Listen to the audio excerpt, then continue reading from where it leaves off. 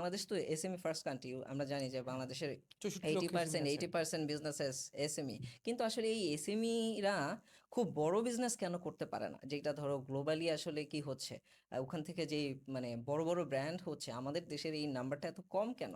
Interesting এইটার question, এটা আমি একটা, জানতে চাই ভাই। হ্যাঁ, এইটার একটা বড় কারণ হলো আমাদের এই যে লোকাল ফাউন্ডার্সদের ডেলিগেট করার ব্যর্থতা। মানে তারা যে খুব কুইকলি একটা টিম বিল্ড করে সে ডেলিগেট করবে। সো এই যে মানে আমি যে আসলে ভিশন দেখব, আমি যে ওর্স্ট সিচুয়েশনের জন্য প্ল্যান করব, বা আমি যে একটা বড় অপরচুনিটি আসতেছে সেটা গ্র্যাব করার জন্য টিম বিল্ড করব, আহ, সেটার জন্য আমি ইনভেস্টমেন্ট রেডি করব, এই কাজগুলো করা বাদ দিয়ে আমি যখন আসলে ডে টু ডে অপারেশনের মাইক্রো ডিটেলিং করতে থাকবো, তখন আসলে তুমি স্কেল করতে পারবে না।